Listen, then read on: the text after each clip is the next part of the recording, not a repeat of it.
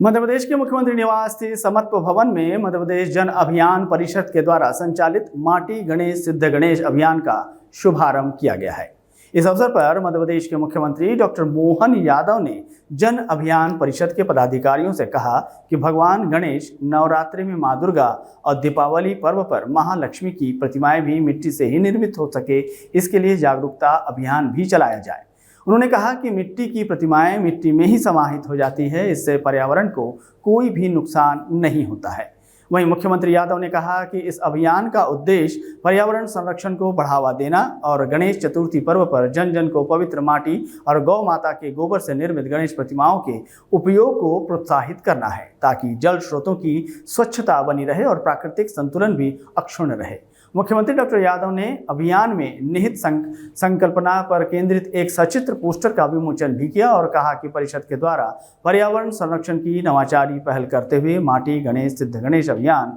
चलाया जाएगा। इस अभियान में पर्यावरण हितैषी संस्थान नर्मदा समग्र के द्वारा प्रशिक्षण के माध्यम से प्रदेश के सभी 313 विकास खंड में परिषद के नेटवर्क से जुड़ी नवाकुर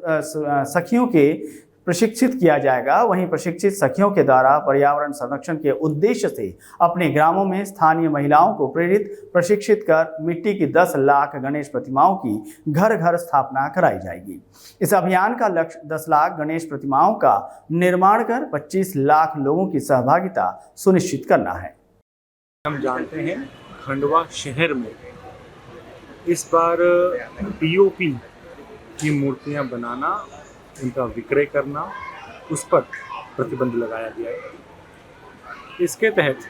चूंकि हमारी मूर्तियों की संबंध में मिट्टी की मूर्तियों की जागरूकता भी बढ़े और मिट्टी की मूर्तियों की अवेलेबिलिटी भी पर्याप्त हो, इस दिशा में आज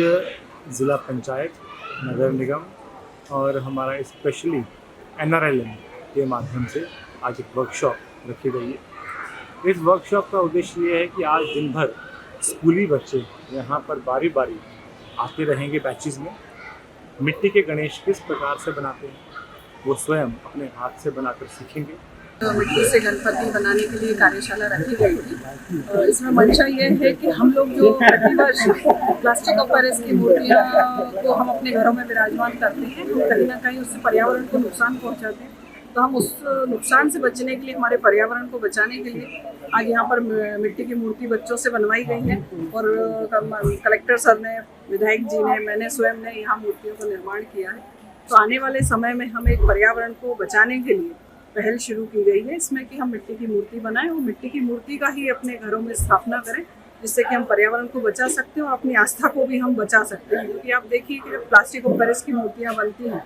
तो विसर्जन के समय उनके अवशेष हम कहीं ना कहीं अपमानित होते हैं, तो हम उसको भी बचाते हुए, पर्यावरण को बचाते हुए यह एक कार्यक्रम सभी बच्चों के द्वारा जो कार्यशाला मिट्टी के गणेश जी जो बनाए गए और हम सभी ने इसमें भाग लिया। हमारे कलेक्टर सर, महापौर जी, जिला पंचायत CEO सर। और मिट्टी के गणपति बनाने से हमको ये फायदा है कि हम केमिकल वाले गणपति नहीं खरीदे, क्योंकि ज़्यादातर लोग केमिकल वाले गणपति खरीद लेते हैं और उनको घर अपने स्थापित करते हैं। तो मैं सभी से आग्रह और निवेदन करना चाहती हूँ कि हम मिट्टी के गणेश जी खरीदें और उनको अपने घर उनको स्थापित करें, क्योंकि अगर हम मिट्टी के गणेश जी लेते हैं तो उसका हमें फ़ायदा ये है कि हम गणेश जी जैसे कुएं, तालाब, बावड़ी में उनका विसर्जन करते हैं तो मिट्टी के गणेश जी जल्दी से उसमें घुल जाते हैं। और अगर हम उनको अपने घर भी अपनी बाल्टी या टब में पानी भरकर उनका विसर्जन करते हैं और वही मिट्टी हम अगर गमले और पौधों में डाल दें तो उससे हमें फ़ायदा है, क्योंकि आने वाले समय में हमें ऑक्सीजन की और आवश्यकता है।